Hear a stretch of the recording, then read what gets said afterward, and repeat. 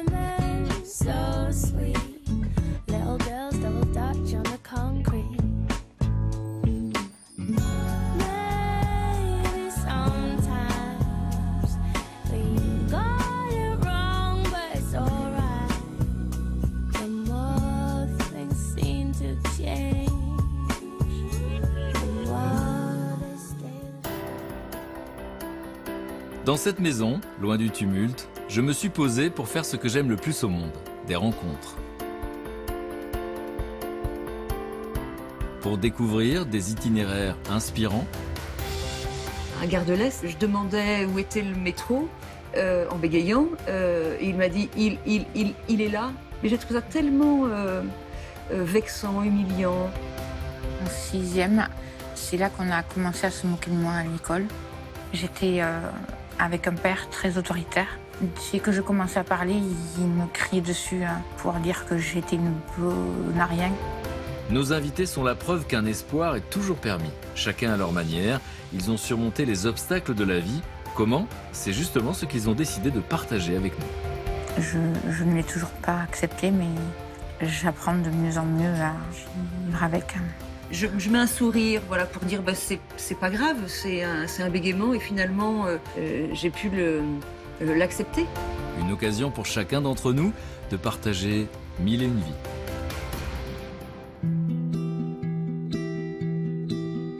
Mais à cet instant précis, j'ignore encore tout des émotions que je vais vivre ce jour-là. Bonjour, c'est un plaisir de vous retrouver. Les deux femmes que je reçois aujourd'hui souffrent de bégaiement, mais refusent de se taire. Longtemps paralysées à l'idée de prendre la parole, elles ont dû trouver des parades pour dissimuler leur handicap. Alors, d'où vient ce bégaiement qui surgit parfois dans la vie? Comment vivre avec ce trouble quand les situations les plus banales deviennent insurmontables? Est-il possible de dompter, d'apprivoiser son bégaiement? Parvient-on un jour à l'accepter? C'est ce qu'elles vont nous expliquer, avec à leur côté une psychologue orthophoniste spécialiste du bégaiement. Deux témoignages courageux que j'avais très envie de partager avec vous. Bonjour. Bonjour. Enchanté, je suis ravi de vous rencontrer. Vous êtes Marie-Ange? Oui aussi, oui. Je vous laisse poser vos affaires derrière la porte, il y a un porte-manteau. Bonjour. Bonjour. Vous êtes Mireille? Exactement. Ravi de vous rencontrer.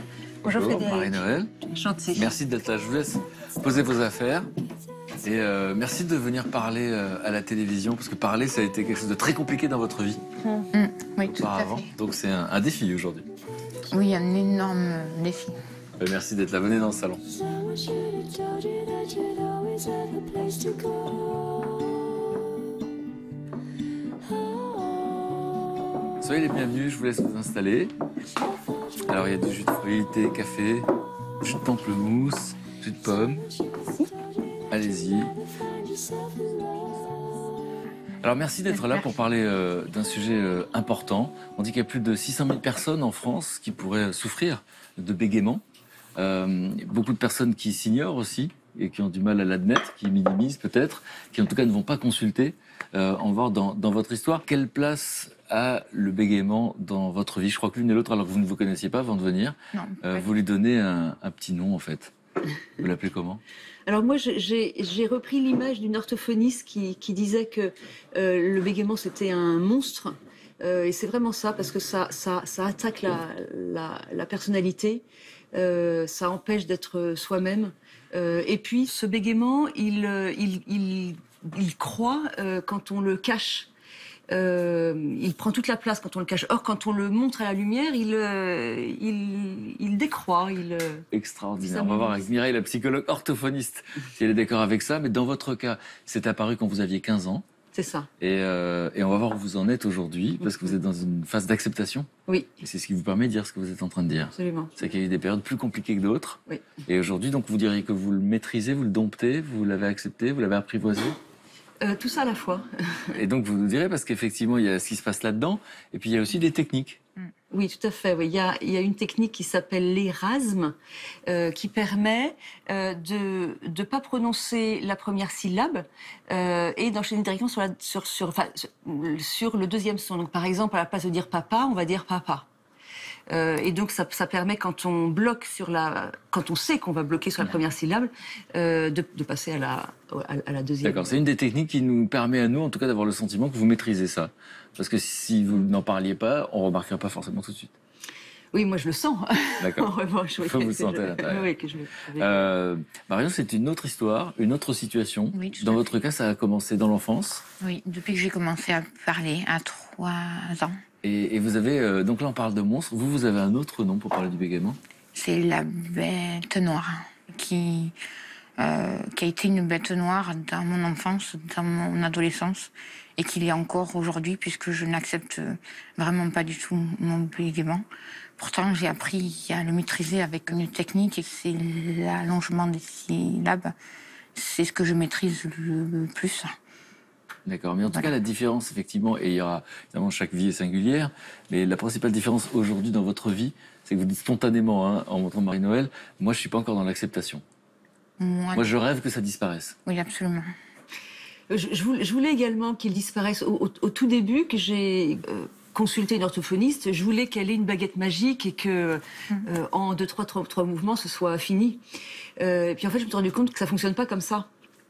Que c'est en l'acceptant, en fait, en parlant, qu'on le met à jour et que du coup, on lui fait prendre moins d'importance. Parce que le bégaiement, il y a les symptômes que l'on voit, les bégayages, les répétitions de syllabes, les blocages. Et puis, il y a tout ce qu'on voit pas, mais qui est tellement plus important. La partie invisible de l'iceberg. Voilà. La honte, la gêne, la colère, la dévalorisation de soi, le manque de confiance en soi, en ce qui me concerne, la mésestime, une très mauvaise estime de moi. Et donc du coup, quand on en parle, déjà, on le... Il y a moins de honte, déjà. Exactement. Fait d'assumer. Oui. Et moi, effectivement, je rajouterais la culpabilité. Je ne sais pas si c'est présent chez vous, mais en tout cas... Culpabilité de quoi, par exemple? Que je me demandais pourquoi ça m'arrive à moi et que si ça m'est arrivé à moi, c'est que j'ai fait quelque chose qui n'a pas été bien qu'à un moment donné. Voilà. Donc ça s'est rajouté. Donc c'est dire si ce qui paraît être un détail ou un trait de personnalité pour certains, c'est quelque chose qui peut prendre beaucoup de place et orienter, colorer une vie entière. Mireille, vous êtes psychologue? Oui. Et orthophoniste. Et orthophoniste. Et vous connaissez bien ce sujet? Oui, depuis plus de 40 ans. Donc, effectivement, j'ai vu l'évolution aussi des thérapies pendant toutes ces années. Alors, on va découvrir dans l'histoire de Marie-Noël et Marie-Ange qu'il y a une forme de déni aussi de la part des parents. Parce qu'il y en a une des deux, je dirais pas laquelle, vous allez comprendre, qui a mis du temps à en parler avec sa mère. Pour les parents qui nous regardent, à partir de quand on peut avoir le sentiment que notre enfant souffre de bégaiement? Parce que des fois on peut dire il bafouille, il est nerveux, il bredouille. C'est difficile à identifier. Tout à fait, d'autant qu'il y a beaucoup d'enfants qui ont des bégayages quand ils sont au moment où ils commencent à complexifier la parole. Et là, ça ne va pas se chroniciser. Alors par contre, s'il y a des bégaiements ou des troubles du langage ou de l'affluence de la parole dans la famille, là, il faut quand même se dire, oulala, est-ce qu'il n'y a pas un terrain? C'est ça, c'est que ça peut être génétique. On va voir les différents facteurs. Ça peut. Et puis, je dirais, lorsque les parents sont angoissés, c'est-à-dire que même si c'est un petit enfant qui n'a pas de terrain familial, s'il perçoit cette exigence des parents pour une parole parfaite, ou s'il perçoit qu'il ne correspond pas, qu'il inquiète ses parents parce qu'il a des difficultés à s'exprimer, eh bien là, il peut y avoir un stress qui va être générateur de bégaiement. Alors, est-ce que ça vous parle, Marie-Ange? Parce que là, j'entends deux choses qui vous concernent. C'est la partie génétique. C'est-à-dire que dans votre famille, il y avait quelqu'un qui souffrait déjà de bégaiement? Il y en avait plusieurs, oui, effectivement. Il y avait ma mère, quand elle était petite. J'ai eu ma sœur aînée aussi. Donc ça, c'était quelque chose qui est déjà présent dans la famille. Oui, c'est ça. Et dans votre enfance, on essaie d'imaginer votre environnement familial. On a parlé d'un environnement familial où il y a beaucoup de pression. Est-ce que c'était votre cas? Effectivement. J'étais avec un père très autoritaire qui ne nous laissait pas parler. Il n'y avait que lui qui avait le droit à la parole et du coup, c'était très stressant et très oppressant. Dès que je commençais à parler, il me criait dessus à longueur de journée. Sur ce sujet-là? Sur le bégaiement, oui. C'est-à-dire? C'était quoi les mots? Il était très insultant, avec des mots très très blessants. Voilà, pour dire que j'étais une bonne à rien et que je pense qu'il n'avait pas du tout envie de supporter une enfant qui avait un problème comme celui-là. Qu'est-ce que vous dites dans votre tête à ce moment-là? Mais que je suis bonne à rien, que j'ai encore plus de culpabilité aussi et que... À ce moment-là, vous le croyez? Oui. Oui, parce que vu que c'est mon père, voilà, les parents, ils disent forcément la vérité. Mais... Qu'est-ce que vous entendez, Mireille, là-dedans? Alors moi, je me disais que les parents se narcissisent avec leurs enfants. C'est-à-dire? C'est-à-dire qu'ils sont contents quand si leur enfant était parfait. Et surtout mieux que celui du voisin. Ça, ce serait drôlement bien. Même s'ils s'en défendent, la plupart des parents sont comme ça. Bon, on sait qu'on est tous un peu comme ça, je crois. Donc, c'est une blessure pour certains parents. C'est une blessure d'avoir un enfant qui souffre de bégaiement. Bon, qui ne correspond pas à l'image qu'ils ont de l'enfant idéal. Il y a cela. Et puis, il ne faut pas oublier que la parole, c'est un corps à corps. C'est-à-dire que là, en ce moment, je suis en train de créer une vibration à partir de mes cordes vocales qui se propage et qui vient tambouriner sur vos tympans. Donc, qui vous donne une impression corporelle. Il y a quelque chose qui se passe dans votre corps lorsque je parle. Et lorsque la parole est perturbée, eh bien, on peut être dérangé comme avec une parole criarde. Bon. Donc il y a quelque chose de physique qui se passe aussi. Donc entre l'aspect psychologique et l'aspect physique, on comprend que parfois pour des parents ce soit difficile. Donc il ne faut pas trop incriminer les parents. Mais ils ont leur responsabilité dans l'installation du bégaiement. Vous avez dit aussi, surtout l'apparition du bégaiement, il y a plusieurs facteurs. Oui. Là, on a vu qu'il y avait une pression familiale, et puis il y a aussi quelque chose de génétique. Dans votre cas, on verra que ça va apparaître à l'âge de 15 ans. Aujourd'hui, vous pensez savoir pourquoi. Mais avant l'âge de 15 ans, quel genre d'environnement? Je pense qu'un milieu un peu strict, ça vous parle aussi, ça? C'est ça, une éducation stricte, où le travail est une valeur importante. On est une grande fratrie de 5, avec des parents qui ne veulent pas se laisser déborder. Voilà, et donc à table, on laisse les adultes parler. Voilà, c'est ça. Mais donc, du coup, est-ce qu'il y a un rapport entre votre enfance et est-ce qu'il y a un contexte? Non, il y a, en tout cas, quand j'ai, je pense vers 4-5 ans, j'ai un problème, c'est-à-dire que je prononce mal, je dis toupe à la place de soupe, par exemple. Et puis finalement, mes parents veulent m'emmener chez une orthophoniste et puis le problème se règle tout seul. Alors, à l'âge de 15 ans, ça a l'air assez précis dans votre tête, en fait. Oui. Voilà, donc en fait, j'étais cadette dans un golf. Je ne sais pas ce que ça veut dire. À cadette. Donc en fait, c'est un petit travail d'été. Ramasser les balles, ça? Exactement. Et on accompagne les golfeurs sur le parcours. D'accord. Voilà, et donc j'ai commencé vous voyez, je suis émue et donc du coup, je bégaye. De penser à cet incident? Oui, ça me... Oui. Pardon.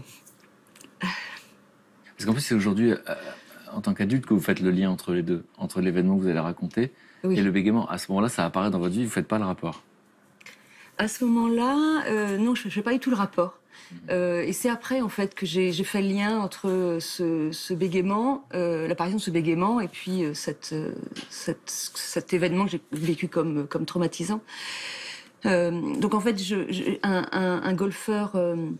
qui était un ancien caddie, me propose de faire quelques trous avec moi pour me montrer mon travail. Et donc, comme je suis quelqu'un de consciencieuse et que je veux faire bien mon travail, j'accepte sa proposition. On rappelle que vous avez 15 ans. Voilà. Et donc le premier trou se passe très bien. Et le deuxième trou, dès le début, il envoie sa balle dans les bois, alors qu'il avait un très bon handicap. Très bon niveau. Très bon niveau.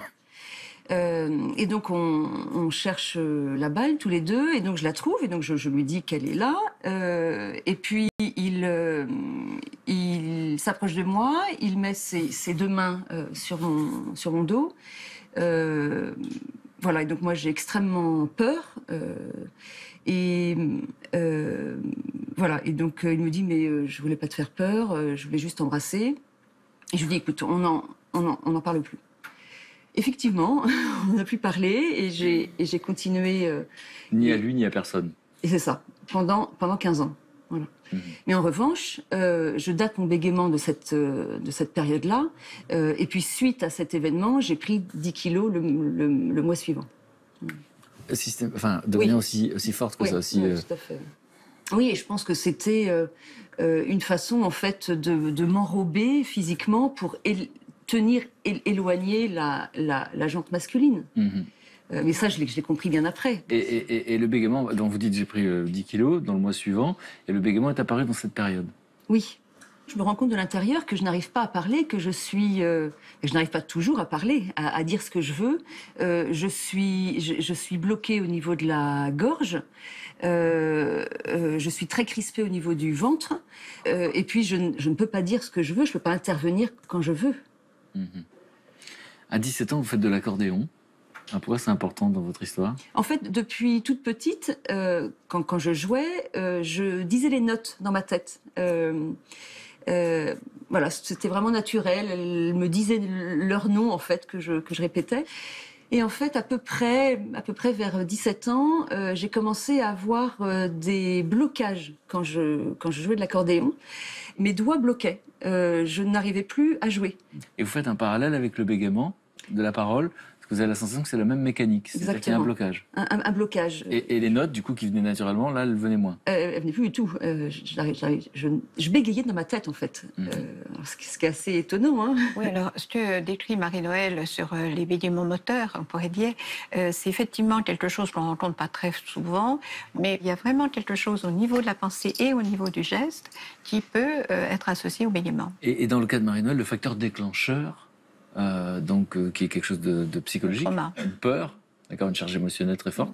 Ça, c'est quelque chose qui est courant chez les gens qui souffrent de bégaiement. Ce n'est pas la majorité des bégaiements, mais parfois on a des gens qui viennent en disant voilà, j'ai bégayé parce que j'ai failli me noyer dans la piscine ou parce que pendant la guerre, mes parents m'avaient mis dans un trou en Italie pendant que ça se canardait au-dessus, etc. Et au fur et à mesure du travail, ils retrouvent des souvenirs qui montre qu'il bégayait avant, mais de façon très légère. Et le trauma, par contre, a augmenté le bégaiement. Marie-Ange, vous prenez conscience à quel moment que vous avez un problème de bégaiement? Parce qu'il y a cette petite enfance, où finalement c'est une forme d'éducation très difficile, hein. Je n'ai pas parlé de maltraitance, mais en tout cas il y a quelque chose de très dur. Mais à quel moment vous réalisez, dans le monde extérieur, que c'est un problème? C'est en 6e? Oui, c'était en 6e. C'est là qu'on a commencé à se moquer de moi à l'école. Puisqu'en primaire, en maternelle et en primaire, ils étaient tous très gentils avec moi et il n'y avait aucune moquerie. Donc, moquerie, on sait que le monde des enfants est un monde merveilleux, d'accord? C'est souvent violent, les enfants. Oui, et c'est quoi la moquerie, en fait? Des ricanements, des chuchotements, comme quoi je n'étais bonne à rien, que celle-là, elle ne sait pas parler, etc. Et puis des rejets sans cesse. Je sais que je passais toutes mes récréations avec mon prof de sport et du coup, je passais tout mon temps à faire du sport entre midi et 2. Ça a été de la 6e à la seconde professionnelle. Et du coup, à cause de tous ceux qui se sont moqués de moi, j'ai fait une grosse dépression. Et j'ai plus voulu retourner à l'école ensuite. Donc une vraie phobie scolaire. Oui, c'est ça. Et je me tapais la tête contre les murs tellement que j'étais pas bien du tout. C'est une métaphore ou c'est vrai, vous le faisiez? Ah, mais c'était vraiment vrai. À partir de ce moment-là, j'ai eu des crises de mal au ventre à cause de ça. Et ça ne m'a plus jamais quitté. Et dans cette période-là, vous êtes en mesure de parler de ça, de cette souffrance, de cette détresse, à qui? En tant qu'enfant, en tant qu'adulte? Alors effectivement, à ma première année de 6e, j'en ai parlé à personne. Ensuite, quand j'ai redoublé ma 6e, j'ai eu une amie, une seule. C'était vraiment ma meilleure amie avec qui je confiais vraiment tout ce qui n'allait pas. Et c'était la seule avec qui j'en parlais.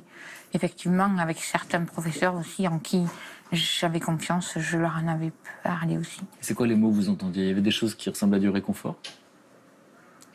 Oui, comme on est de tout cœur avec toi,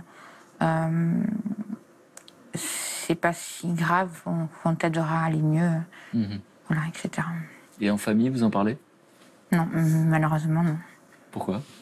Parce que mon père, il voulait absolument qu'on n'en parle pas, puisque pour lui, c'était un sujet tabou, et pour lui, il aurait même pas voulu avoir une fille qui avait un problème comme celui-là. Mireille, quand vous entendez Marie-Ange raconter cette période de son existence qu'elle voudrait oublier, donc toute une partie de l'enfance et de l'adolescence, où ça ressemble à de la phobie scolaire, elle parle de dépression, de rejet en tout cas, C'est ça. de détresse, de souffrance, ça peut aller jusque-là. C'est-à-dire... Ah oui, bien sûr. Et cette période du collège est souvent la période de la plus grande souffrance. Parce qu'avant, on a un seul enseignant, donc on est un peu protégé. S'il y a un problème, l'enseignant repère et fait taire les colibets. Tandis qu'à cette période d'adolescence, là, c'est beaucoup moins facile. Et puis, on est à l'âge où il y a la norme dont on parlait tout à l'heure aussi. Hein. On veut s'habiller comme les copines, on veut écouter la même musique, voir les mêmes vidéos, etc., faire les mêmes jeux. Donc il y a l'appartenance au groupe et l'identification au groupe qui est importante. Et quand on a une particularité, c'est pas tout à fait gagné. Et puis en plus, c'est l'époque où les ados se mettent à parler plus vite, parce qu'il y a des phénomènes hormonaux qui font que la parole s'accélère. Et quand on bégaye, si on parle plus vite, c'est encore plus dramatique. C'est le moment aussi où ça vanne beaucoup. Donc il faut répondre du tac au tac. Et ça, on ne peut pas. Donc vous voyez, on est dans une période qui est particulièrement difficile et où là, il faut qu'il y ait de l'information auprès des enseignants, éventuellement auprès de la classe. Voilà. Après, quand ils passent en seconde, ils sont un peu maturés et ça va généralement moins mal. Alors justement, quand ça vous arrive, Marie-Noëlle, vous avez 15 ans. Est-ce que vous avez la sensation que vous avez vécu des choses qui ressemblaient? C'est-à-dire, finalement, il y a ce bégaiement qui apparaît, vous vous en rendez compte, d'autres s'en rendent compte, d'autres vous en parlent? Donc non, personne m'en parle. Et moi, quand je sens que je vais bégayer, je me tais. Donc en fait, non, j'ai l'impression que personne ne le sait, ne le remarque. Mais en revanche, quand j'en ai parlé à ma mère bien des années après, elle m'a dit « Ah, mais tu bégayes pas beaucoup pourtant ». Donc voilà ce qui Il y avait un aveu quand même. Voilà. Donc non, j'ai été très, très touchée par le témoignage de Marie-Ange. Moi non, je me souviens d'une personne, mais j'étais adulte à Gare de l'Est. Je demandais où était le métro. En bégayant, et il m'a dit il est là, et j'ai trouvé ça tellement, alors c'est pas grand chose à raconter comme ça, mais j'ai trouvé ça tellement vexant, humiliant, qu'il se moque de moi, quoi. Mais effectivement, il y en a beaucoup qui réagissent comme ça. C'est-à-dire qu'ils vous répondent en bégayant? Pour eux, oui, voilà. Et c'est encore plus blessant. Et donc, on a la sensation que ça apparaît. Vous remarquez ce blocage, vous l'avez dit, je bégayais dans ma tête en faisant de la musique, je bégayais. Et parce que vous avez parlé de monstres tout à l'heure. Pourquoi parler de monstres alors? Parce que il a attaqué ma personnalité. Il m'a empêché d'être moi-même, de faire, d'être, de vivre. Parce que ça entame la confiance qu'on peut avoir en soi? L'estime de moi, en ce qui me concerne. Parce que c'était quoi l'image de vous que vous aviez à ce moment-là? Mauvaise. Une personne, je rejoins Marie-Ange, l'acquisition de la parole se fait à 3 ans à peu près, et moi, à 30, j'arrivais pas à parler. Et donc, pas intelligente, pas... Et pourtant, on a la sensation que vous souffrez moins de rejet que Marie-Ange. Oui. Il n'y a pas ce rejet à l'école. Non. Et dans la famille, est-ce que c'est un sujet de conversation? Parce qu'on va voir que vous avez... Je vois la réaction. Parce qu'en fait, je le cachais moi, donc je vais surtout pas, bien sûr, en parler lors d'un déjeuner familial. Je faisais tout pour que ça se voit pas. Donc on met en place des stratégies pour le dissimuler. Oui, alors un en me taisant, ça je l'ai beaucoup utilisé, et puis en contournant, c'est-à-dire que quand je sentais que j'allais bégayer sur un mot, avant de le prononcer, j'en utilisais un autre. C'est ce que vous avez fait naturellement, c'est pas un orthophoniste qui vous a proposé ça? Ça c'était avant, absolument, oui. Alors, est-ce qu'il y a des situations, parce qu'on parle de monstres, de bêtes noires, donc c'est de la souffrance. Là, vous avez parlé effectivement du rejet, et là, vous parlez de l'isolement, au fond, parce que vous parlez de choses que vous gardez pour vous. Dans la vie courante, de la vie d'adulte, est-ce qu'on peut parler de handicap? Est-ce qu'il y a des choses que ça vous empêche de faire? Au tout début de ma carrière professionnelle, j'étais commerciale et justement j'avais une grande difficulté au téléphone. Je bégayais au téléphone. Et c'est à cette occasion-là d'ailleurs que je suis allée consulter une orthophoniste, la première. Je devais avoir 21, 22 ans à peu près. Parce que j'étais vraiment gênée dans mes contacts au téléphone. Voilà, elle ne m'a pas reconnue en tant que bègue, et donc Donc il n'y a pas de diagnostic à ce moment-là. C'est ça. Ouais. Et puis, en ce qui me concerne, le fait de parler en public. Et je me souviens d'une fois où j'avais une question, et donc j'ai pas osé la poser. Et puis d'autres personnes a posé cette même question et l'interlocuteur a dit ah ça c'est une bonne question. Je me suis dit mais mince, moi je l'avais aussi cette question. Alors c'est rien bien sûr, mais en tout cas ça n'étoffe pas la confiance en soi. Marie-Ange, ça vous parle? Oui, absolument, oui. Les situations compliquées, là où vous pourrez dire, ben voilà, c'était réellement un handicap. Et par exemple, lorsque vous passez l'oral de votre CAP, Oui. CAP petite enfance, hein, c'est ça? CAP de petite enfance. C'est à cause de mon bégaiement que je ne l'ai pas eu, malheureusement, puisque je n'ai pu sortir comme mot. Et elle m'a dit, mais je peux rien faire si vous n'arrivez pas à sortir un seul mot. Je peux pas faire grand-chose, malheureusement. Mais elle a été très gentille et très compréhensive. Donc de la compréhension, mais avec une sorte de chose sans appel. En même temps, je peux pas la blâmer. Après, quand j'ai vu que je pouvais rien sortir, je me suis encore plus culpabilisée par rapport à mon bégaiement, justement. Marie-Noëlle parlait du téléphone, l'usage du téléphone. Oui, justement, parce qu'effectivement, au téléphone, c'est très compliqué parce qu'on n'a pas la personne en face, mais on ne sait pas comment la personne va réagir.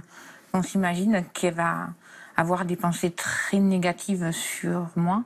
On va penser qu'elle se moque de nous, mais en secret, sans qu'on le voie, et c'est encore plus stressant. Et en renseignement dans la rue, il m'arrive de ne pas le demander parce que je sais que je vais bégayer sur certains mots et du coup je le fais pas du coup. Ça m'est arrivé il n'y a pas si longtemps que ça.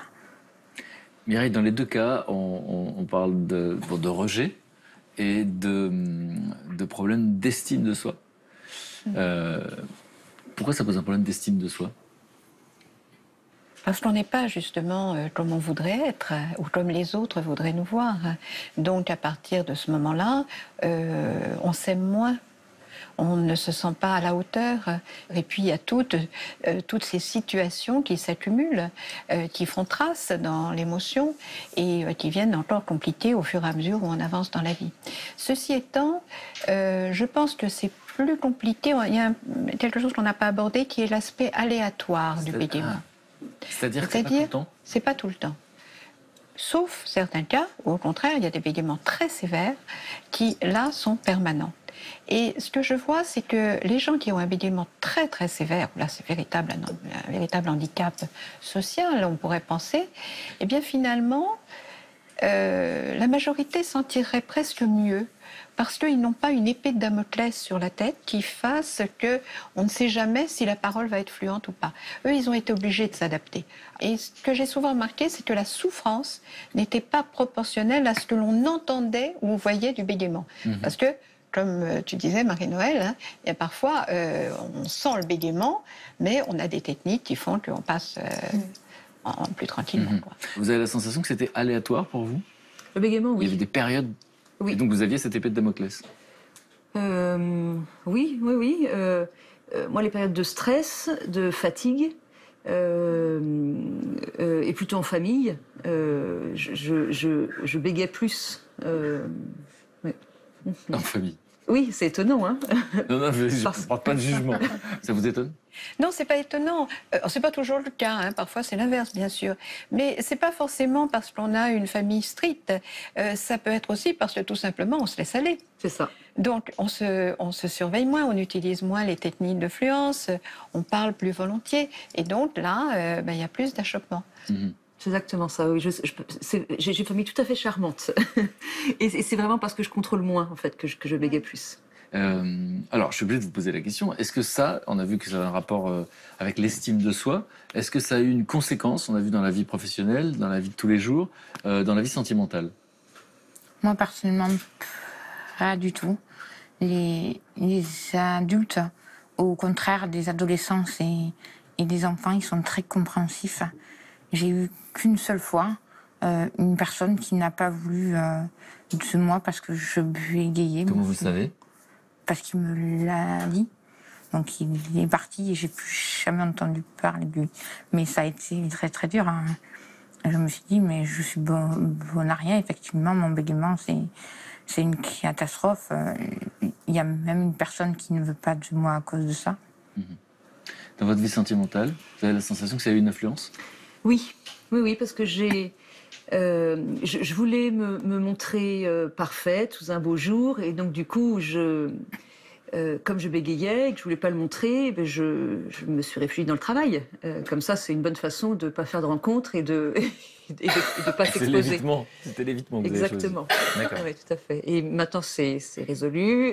Voilà, je suis avec Romain depuis 3 ans et je lui en ai parlé à peu près un mois après qu'on se soit rencontrés. C'était quoi sa réaction? Il vous a dit...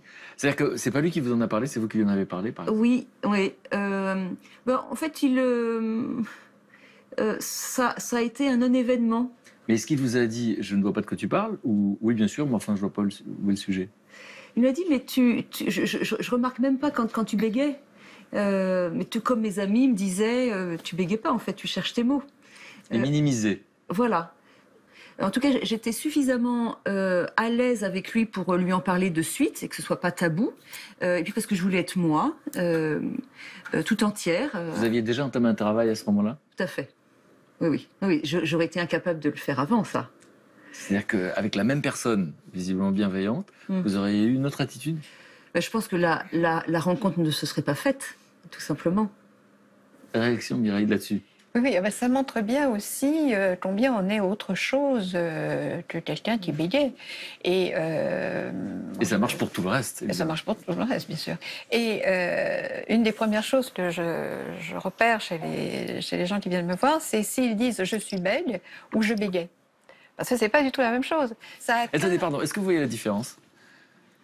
Je suis bègue et je bégaye. C'est quand on dit... Moi, personnellement, je ne dis jamais que je suis bègue parce que, justement, je n'ai pas du tout accepté ça. Et quand on dit qu'on est bègue, ça veut dire qu'on a accepté son bégaiement. Alors, attendez, je me retourne vers Marie-Noël. Avant, vous disiez quoi et aujourd'hui, vous dites quoi? Maintenant, je dis que je suis bègue et je suis plutôt contente de le dire. En plus, vous faites ce geste de la tête. Voilà. Avant, je disais rien. Et pour vous, la différence, c'est quoi? Alors, voilà, c'est intéressant d'avoir ces témoignages vécus de l'intérieur. Pour moi, de l'extérieur, si je dis je suis bègue, ça me réduit. C'est ce que je suis profondément. Alors que vous êtes sacrément autre chose. On a discuté ensemble avant l'émission et vous êtes des filles formidables. Et vous êtes bien autre chose que simplement votre bégaiement. Donc, vous avez le bégaiement. Donc pour vous, ça participe à... On se met une étiquette. Voilà, c'est ça. Alors que pour vous, ça participe à l'acceptation. C'est ça. Ouais.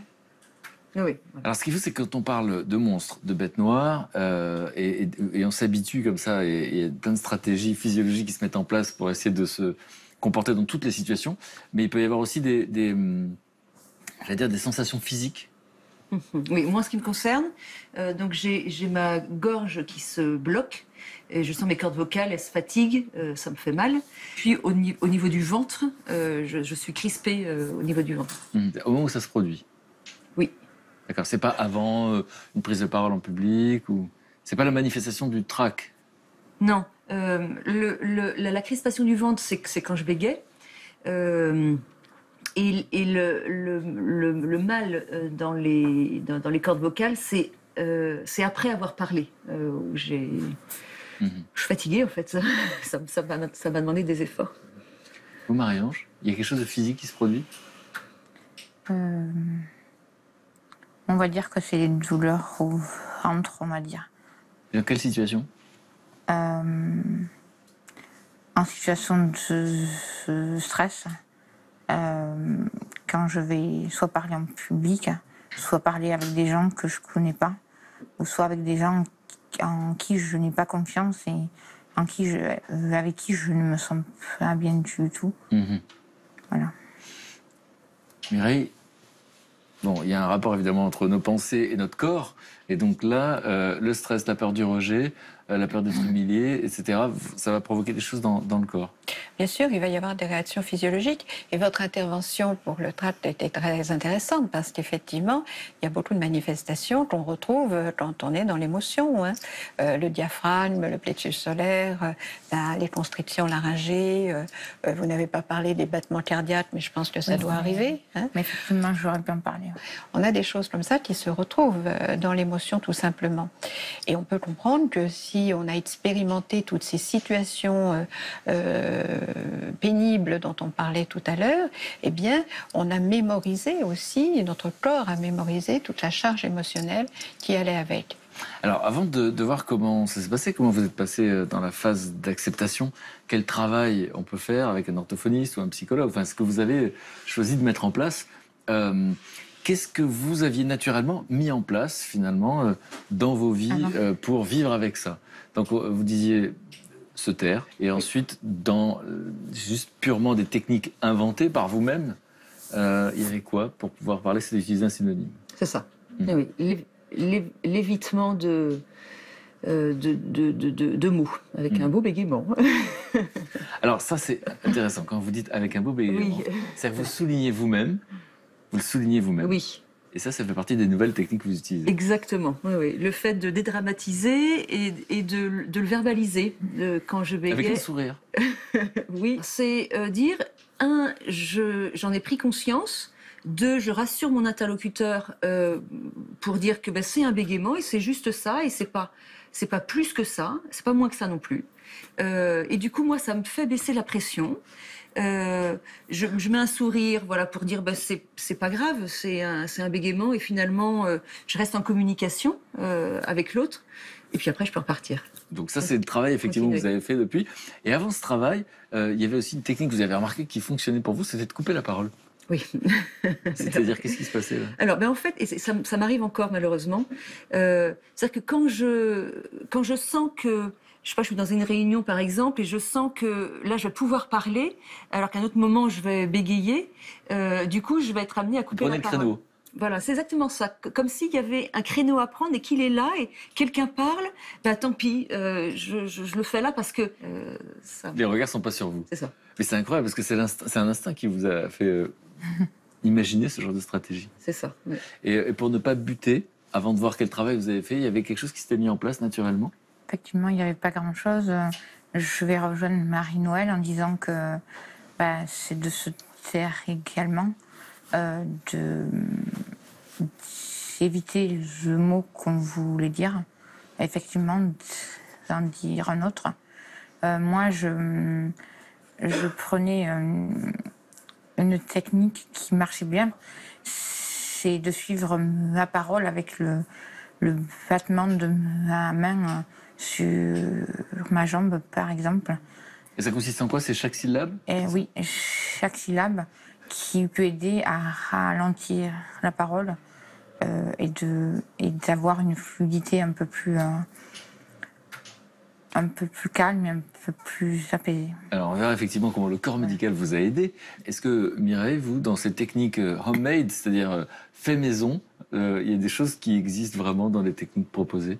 Dans ce qui a été fait spontanément, Oui, finalement. certainement pas les évitements de mots et les évitements de situations de parole. Hein, ça, parce qu'au contraire, on voit parfois arriver dans nos cabinets des gens avec une parole parfaite qui disent « je suis épuisé parce que ça fait 30 ans que je change de mots, je suis le dictionnaire des synonymes ambulants, etc. » Le travail sur le rythme, oui, ça a été beaucoup utilisé, surtout il y a une quarantaine d'années. C'était pratiquement la seule chose qu'on faisait, c'était de faire travailler sur le rythme, ce qui amenait des situations un peu étonnantes, parce que quand vous voyez en face de vous un type qui bégait pas, mais qui fait des ronds sous sa chaise, ou qui se tape régulièrement comme ça sur la cuisse, ça fait un peu disturb, quoi, quand même.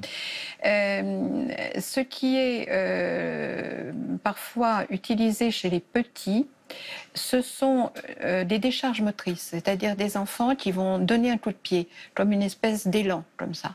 Ou bien ils vont mettre en place un phonème, souvent un S ou autre chose, qui va être une espèce de facilitation, parce qu'ils se sont aperçus un jour, et des petits bouts de chou de 3-4 ans, hein, que ça les aidait à démarrer leurs paroles.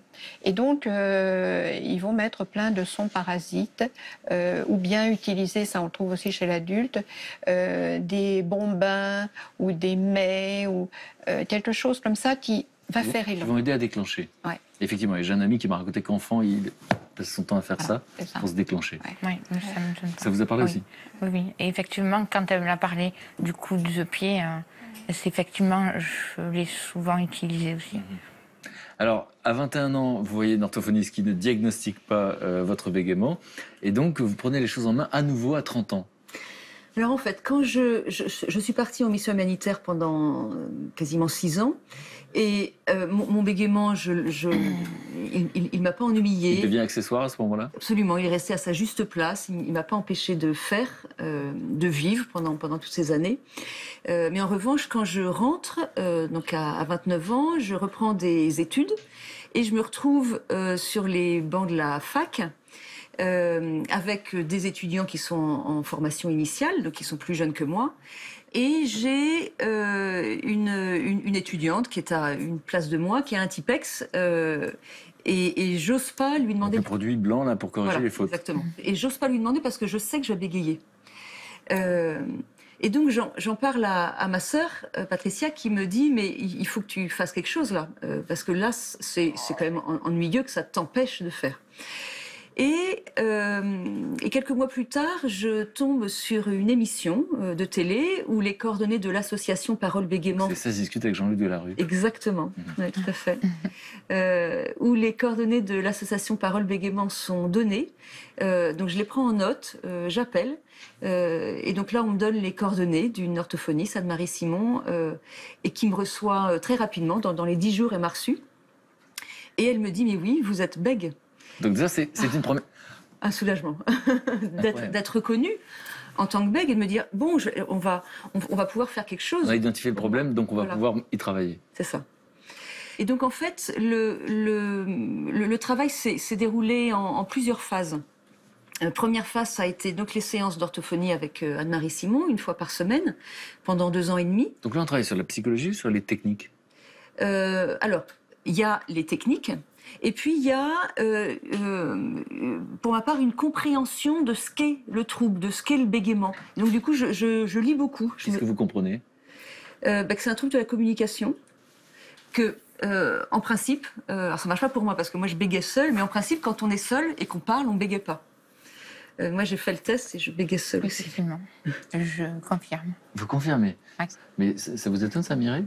Il y a des gens, la plupart des gens ne bégayent pas quand ils sont seuls. Quand ils parlent seuls, déjà, il faut parler seul. Bon.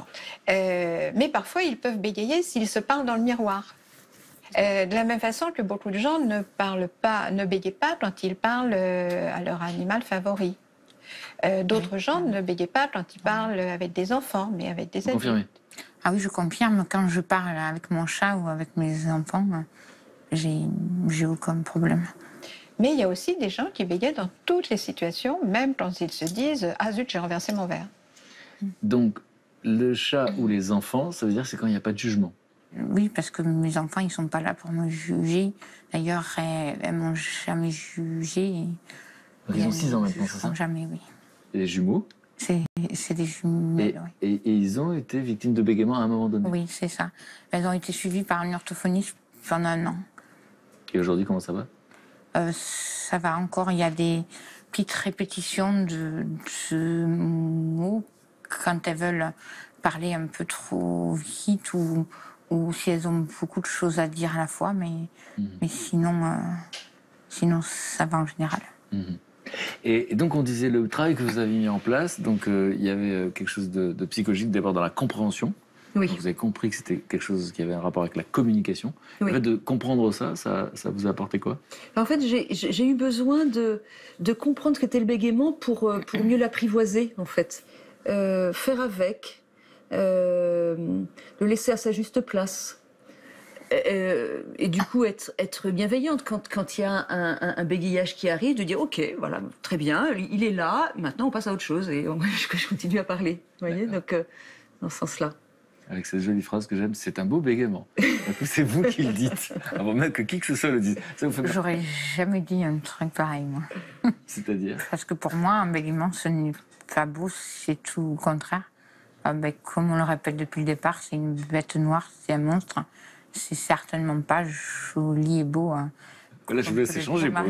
Qu'est-ce que vous avez envie de lui dire? Parce que quand vous entendez quelqu'un qui vous dit ça, Oui. il dit waouh, comment c'est possible de dire c'est beau alors que c'est la source de tellement de souffrance pour moi. Oui.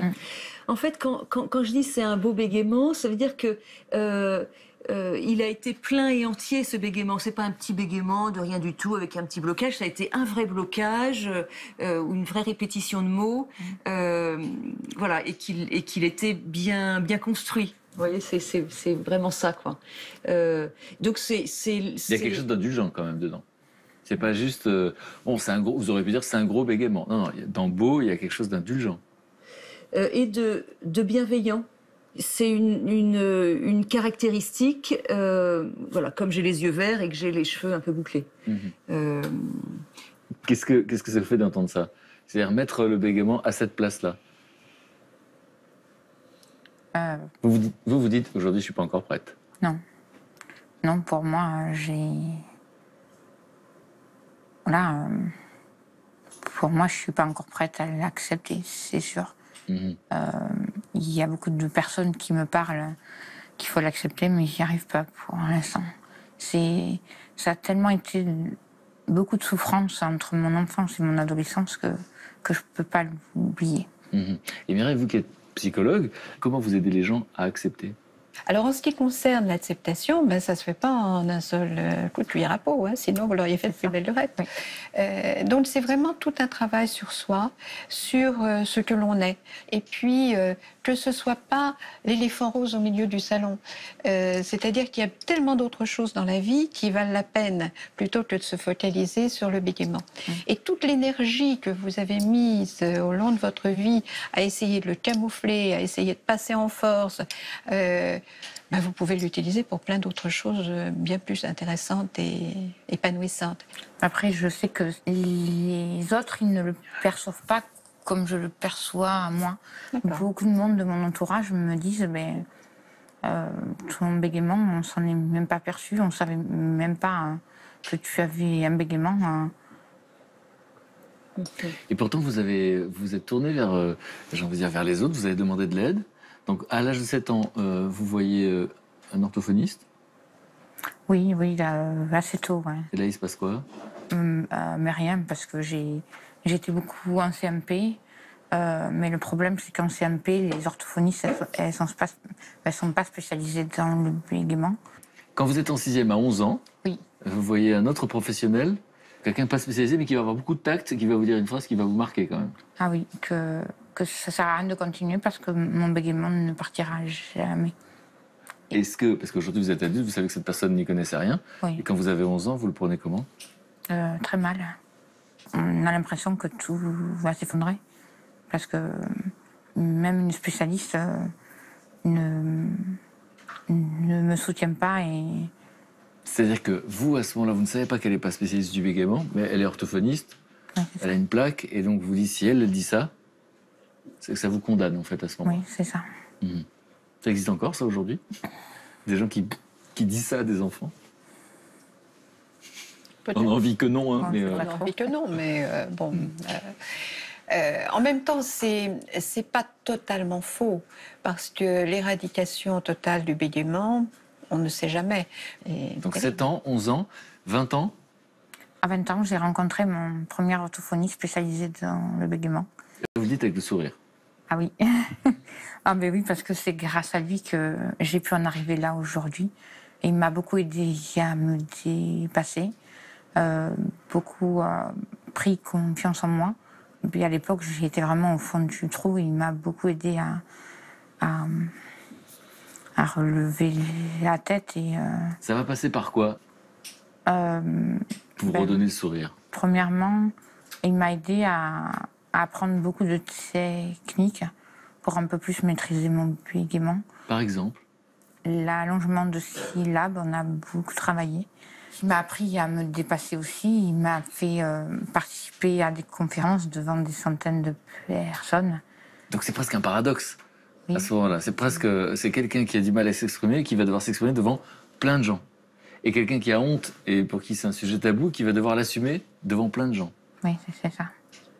Au départ, j'appréhendais beaucoup et je voulais pas le faire, mais je lui faisais entièrement confiance et je voulais me dépasser, même si j'avais peur de le faire. Et une fois que j'y étais, voilà, j'avais peur de parler et du coup, finalement, pendant la conférence, du coup, je parlais tellement qu'on n'entendait que moi, du coup. en revanche, C'est ça. Moi, je suis content quand vous rigolez. Et donc, vous confirmez que ça peut être très violent, l'apprentissage? Il y a des larmes parfois? Oui, moi, les premières séances, les premiers mois même, chez l'orthophoniste, je l'ai passé à pleurer. Je pleurais parce que je l'avais tu pendant tellement d'années. Du coup, là, je le mettais en lumière. Et du coup, c'était toute la souffrance accumulée qui s'évacuait. Et puis parce que c'était très tabou, c'était enquisté chez moi. Donc, il a fallu le sortir, en fait. Hein, comme... Est-ce qu'il va y avoir une forme de militantisme qui va vous aider? C'est-à-dire que vous allez faire de l'affichage à un moment donné? Oui, exactement, oui. Ça faisait partie des petits défis pour accepter le bégaiement, qui était d'aller coller une affiche, mais à 4, hein, pour la journée mondiale du bégaiement. Au début, je n'en avais qu'une à coller. C'était un défi que le thérapeute vous avait donné? Tout à fait. C'était une manière d'assumer? Exactement. Voilà. Alors, il y avait juste 4 bouts de scotch à mettre et je crois me souvenir que j'avais mis sous une aubette de bus le soir pour pas trop être vue, vous voyez, parce que j'aurais vraiment honte, en fait. C'est vraiment le mot choisi. Honte. Ah oui, honte. Honte. Oui, oui. Et puis l'année suivante, j'en ai mis une au bureau. Je dois en mettre 3. Une au bureau, une dans une boulangerie où j'ai posé la question en disant est-ce que je peux vous mettre une affiche sur le bégaiement, voilà. Donc, et petit à petit comme ça en fait j'ai pu l'accepter. Ça a provoqué des discussions dans la boulangerie par exemple ou au bureau? Au bureau, oui, parce que du coup mes collègues m'ont dit ah bon mais voilà dans quel cadre tu poses cette affiche, voilà. Donc du coup ça a été l'occasion de m'ouvrir et de dire voilà je suis des séances d'orthophonie par rapport à mon bégaiement. Ah bon, tu bégaies? On a plutôt l'impression que tu cherches tes mots. Ben non, mon mot, je le cherche pas. C'est juste que j'arrive pas à le dire. Et d'ailleurs, je vous ai pas posé la question. Effectivement, quand on est confronté à quelqu'un qui bégaye, il y a une sorte de réflexe qui est que quand on voit la personne buter, parce que ça nous arrive avec quelqu'un qui ne bégaye pas, c'est d'aider la personne à trouver le mot. C'est insupportable pour vous? Il faut surtout pas faire ça, justement. C'est bien que vous nous le disiez. Pourquoi? Parce que justement, quand j'étais enfant, quand j'étais adolescent, on finissait toujours mes phrases. Mais pour moi, c'était insupportable. Pourquoi insupportable? Parce que tout simplement, c'est moi qui suis en train de parler et c'est comme si on me coupait la parole et voilà. Vous donnez le même conseil? Alors non, moi je l'ai vécu différemment, mais voilà, c'est vraiment très très propre à chaque personne, je pense. Non, moi, quand une personne bégaye, je vais proposer le mot avec un point d'interrogation. Et puis quand je bégaye sur un mot, si la personne me propose le mot, je vais être ravie parce que comme j'arrivais pas à le dire, le fait qu'elle le dise, du coup moi je peux le dire à mon tour et ça fait baisser la pression.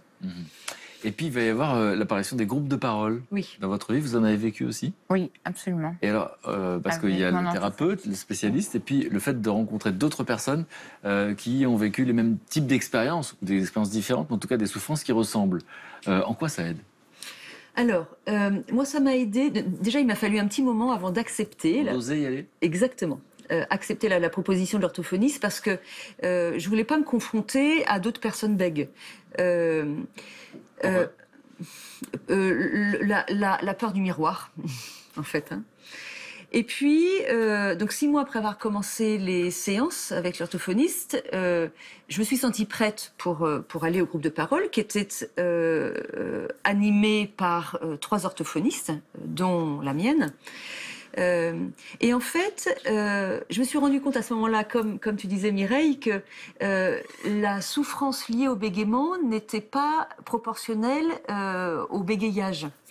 Et que même si moi je bégayais peu, je pouvais par exemple parfois plus souffrir qu'une personne qui avait un bégaiement beaucoup plus cogné. C'est se confronter au regard des autres et puis d'être dans un groupe qui est bienveillant, où on fait des exercices liés à la communication, où il y a des difficultés qu'on rencontre. Et je trouve qu'il est, en tout cas moi, qui m'a beaucoup aidée. Alors on va voir qu'il vous restait un défi, c'était en parler à votre mère. Voilà. Ça paraît fou d'imaginer après tout ce que vous avez traversé, qu'il restait encore cette montagne à gravir. Donc vous allez nous dire comment ça s'est passé. Dans tout le travail que vous avez fait finalement, donc il y a cette personne que vous avez rencontrée quand vous aviez 20 ans. Donc là, des techniques. Il y a une part psychologique où vous avez fait un travail sur vous, sur la confiance en soi. Oui. Et les groupes de parole, ça vous a aidé en quoi? Mais effectivement, c'est vrai que les groupes de parole, c'est quelque chose de... Moi, j'ai dit oui de suite, je n'ai pas du tout hésité. Parce que c'est vrai que être entre personnes qui bégayent, on se comprend beaucoup mieux. On sait qu'on ne va avoir aucun jugement de leur part. Et là, au moins, il n'y aura pas de rejet. Non, absolument pas. Avant de voir comment Marie-Noëlle en a parlé à sa maman et pourquoi c'était finalement quelque chose d'incroyablement important, au fond, aujourd'hui, parce qu'encore une fois, j'ai la sensation que les choses évoluent, quand les parents ont la sensation que leurs enfants bégayent, quand des adultes ont longtemps caché ou ne l'ont pas reconnu, vous recommandez d'aller voir un professionnel, un spécialiste, de ne pas rester avec ça? Je dirais que pour moi, les groupes me paraissent extrêmement importants, que ce soit pour les petits, que ce soit pour les parents d'enfants qui bégaient, ou que ce soit pour les adultes. Donc il y a des groupes même pour des parents? Ah oui. Moi, je faisais des brunchs le dimanche matin pour des parents. Ah, vous êtes impliqués, même le week-end? Ah oui. Et là, on voyait émerger des choses qui ne s'étaient pas dites dans le cabinet, alors qu'on suivait sur la souffrance, sur la blessure que c'est pour ses parents, vous parliez de la culpabilité que vous avez, mais il y a la culpabilité du parent qui a bégayé ou qui bégait et qui transmet le truc à ses enfants. Et tout ça, parfois, c'était pas ébauché du tout, même au cours de 2 ans de prise en charge de l'enfant. Et dans le brunch? Et dans le brunch, le petit jus d'orange aidant, et la convivialité, ah ben moi c'est pareil, ah ben non, moi c'est différent, comme on a entendu. C'est vraiment très très important. En tout cas aujourd'hui, on connaît suffisamment le sujet pour aider, quoi qu'il arrive, même si vous êtes très très authentique en disant c'est pas quelque chose qui va disparaître, il n'y a pas 2 cas qui sont les mêmes, ni sur la raison pour laquelle on peut souffrir de bégaiement, ni la manière de s'en sortir, mais en tout cas il y a une amélioration, sans faire de promesses. On n'a pas de baguette magique, mais quel que soit l'âge, on peut aider. D'accord, donc ça c'est important. Alors votre maman, pourquoi c'était si compliqué de lui parler de ça? Parce qu'on a la sensation que vous avez fait un travail incroyable, que vous étiez capable d'en parler à des amis, etc. Et donc, c'était quoi qui était si difficile à ce moment-là? Alors, on est dans une famille, je suis dans une famille de taiseux, et je suis pudique et plutôt réservée. Et donc, le fait de lui dire, c'était avouer que j'avais eu des souffrances pendant 15 ans, que j'avais complètement tues. Et en fait, j'avais fait un témoignage dans un magazine, et où il y avait ma photo. Donc il fallait que je lui dise, parce que je ne voulais surtout pas qu'une de ses amies lui dise « Ah ben tiens, j'ai vu Marie-Noëlle dans le magazine par rapport au bégaiement. » Donc je ne voulais absolument pas la mettre dans une situation comme ça. Mais comme je ne lui en avais jamais parlé, c'était pour moi comme un coming out. Je l'ai vraiment vécu comme ça. Et donc, du coup, ce que j'ai trouvé comme manière, ça a été au téléphone, parce qu'elle habite en Bretagne, mes parents habitent en Bretagne. Et moi, j'étais déjà sur Paris à ce moment-là. Donc, au téléphone, d'appeler pour lui demander une recette de gâteau, recette que j'avais par ailleurs. En lui disant, voilà, je participe à un groupe de parole parce que je bégaye un peu. Et donc, du coup, on fait un gâteau à chaque fois, à tour de rôle. Et elle me dit, ah, mais tu bégayes pas beaucoup pourtant. Donc, du coup, la conversation s'est engagée. Je lui dis, ben voilà, et par la même occasion, je voudrais t'informer qu'il y a un article sur moi qui est paru dans tel magazine. Voilà, si tu veux l'acheter. Bon.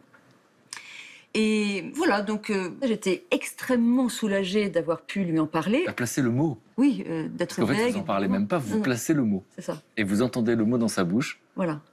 Même si elle minimise, au moins elle le dit. Voilà, donc en fait, mes parents sont allés chez des amis le lendemain, ça c'était un samedi, donc ils sont allés chez des amis le dimanche, et la dame avait le magazine en question, dit à ma mère, ah bah tiens, regarde, il y a Marie-Noël dans le magazine, et donc là ma mère lit l'article, et se rend compte de la souffrance que j'exprimais dans cet article, et m'appelle ensuite en me disant, mais je savais pas du tout que tu en souffrais autant. Voilà, et donc du coup a pu commencer l'échange. Voilà. Mireille, un mot sur ce dénouement. Happy end. C'est vrai qu'on rencontre fréquemment des adultes qui n'ont jamais parlé du bégaiement. C'est fou, ce déni d'une part, et puis ce tabou. Et ça, c'est quelque chose qu'on rencontre très très souvent. Tout à l'heure, tu as employé le terme de coming out.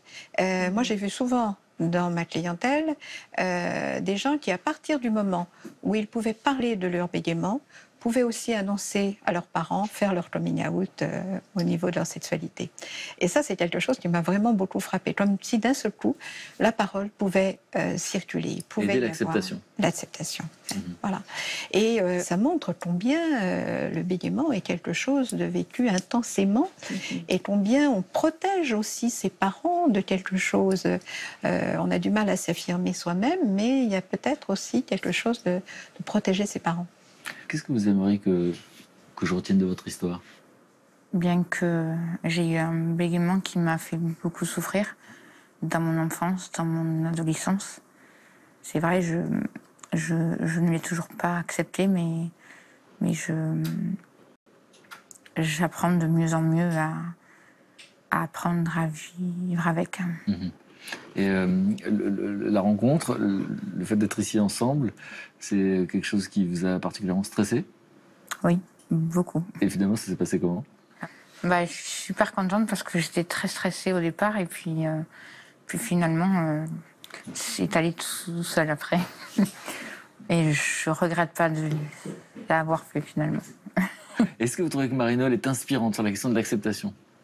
Oui, parce que j'aimerais bien un jour pouvoir l'accepter autant qu'elle peut l'accepter au jour d'aujourd'hui. Je vous le souhaite. Vous avez une astuce? Oser vivre avec, oser en parler et se rendre compte qu'en fait, il n'y a pas de cataclysme, que ça se passe bien, que les personnes sont bienveillantes, voilà, et qu'on est touché chez les gens par des aspects humains, par des failles, et que du coup, voilà, le fait de parler de son bégaiement, c'est du coup se montrer à nu, mais se montrer, voilà, avec les difficultés qu'on a, voilà, donc oser.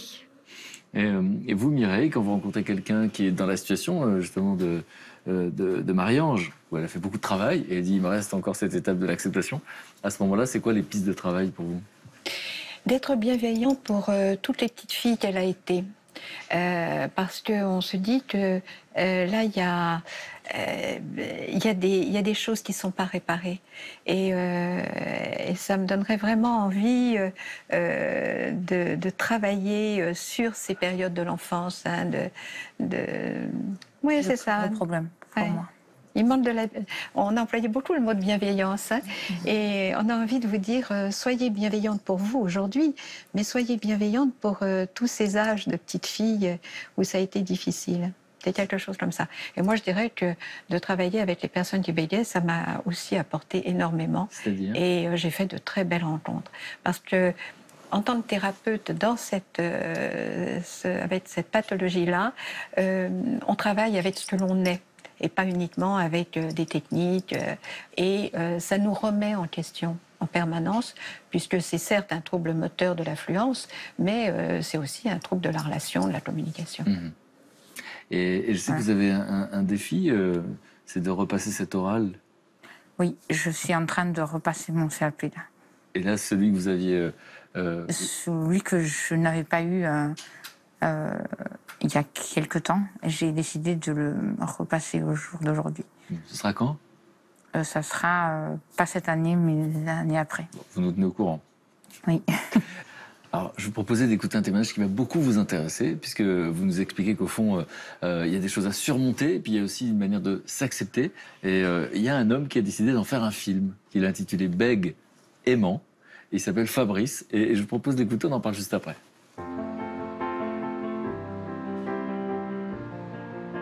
Quand on entend parler des personnes qui sont touchées d'un bégaiement sévère, on voit combien ils souffrent et c'est une souffrance profonde, c'est vraiment quelque chose qui va être quotidien.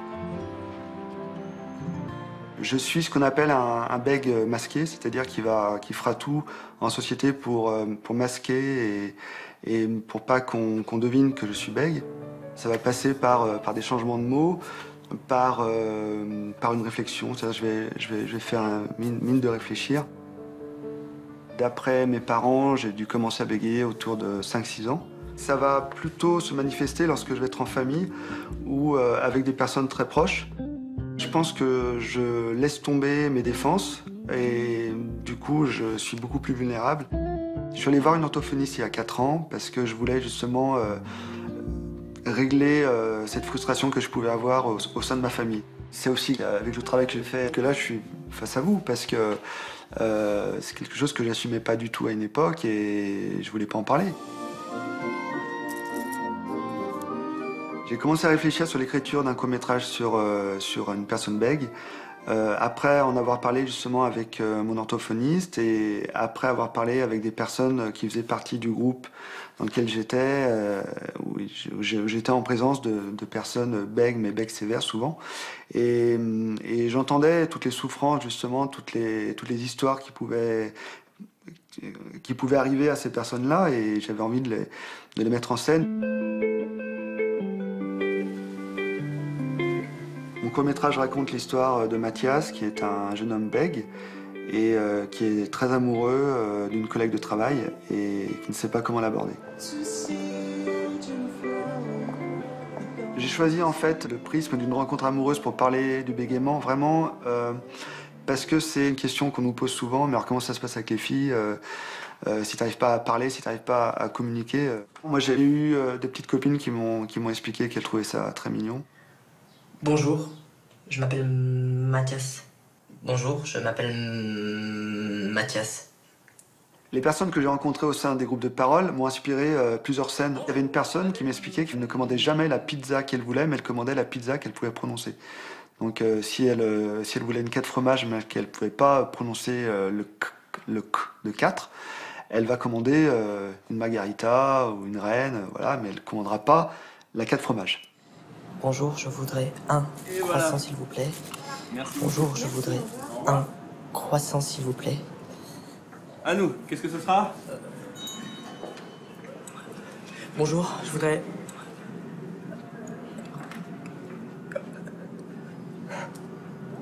Je voudrais 2 croissants, s'il vous plaît. 2 croissants, c'est parti. C'est très facile pour un bègue de se réfugier derrière son bégaiement en disant je ne prends pas de risque, je reste dans ma zone de confort, je ne vais pas prendre la parole parce que de toute façon je vais bégayer. Merci Mathias. À demain. C'est quelque chose que je peux ressentir quand je vais être en famille. C'est-à-dire qu'à des moments je me dis tiens bah là t'as pas pris la parole alors que j'aurais voulu la prendre. Écoute, si tu te prends une veste au moins tu seras fixé. Tu sais quoi? Le problème c'est que tu te confortes dans tes petites habitudes de bègue. Hein? Après tout, t'as toujours fonctionné comme ça et finalement ça te déplaît pas. Qu'est-ce que tu me fais là? Tu te rends compte de ce que tu dis? Pas le mec choqué, tu sais très bien que j'ai raison. T'es comme ça depuis que t'es gosse. Hein, ça t'arrange bien de te plaindre que tu bégayes. Finalement, t'as toujours un prétexte. Si tu rates une occasion, c'est pas de ta faute, c'est celle de ton bégaiement. Quand on est bègue, souvent on est bègue à vie. Ça fait environ 3 ans que j'ai arrêté de voir mon orthophoniste et je me sens plutôt bien. C'est vraiment ce qu'on apprend, c'est d'assumer finalement son bégaiement. Je suis bègue. Et moi, je suis en retard. Mais c'est parce que je mangeais avec ma maman et elle est super curieuse. Du coup, il a fallu que je lui parle de toi et puis une confidence en entraînant une autre. Elle me dit que mon petit chat Cléo, il a été stérilisé. Oh, je sais, je parle beaucoup trop, mais c'est parce que j'ai pas confiance en moi. Et on dirait pas comme ça. Hein. Mais en fait, je suis super timide et la timidité, ça se gère de différentes manières. Et ben moi, tu vois, je parle et j'arrive pas à m'arrêter. C'est plus fort que moi. Finalement, tout le monde a des défauts de parole. Si ce film a pu faire évoluer certaines mentalités ou faire changer le regard de certains, voilà, ce serait déjà génial, quoi.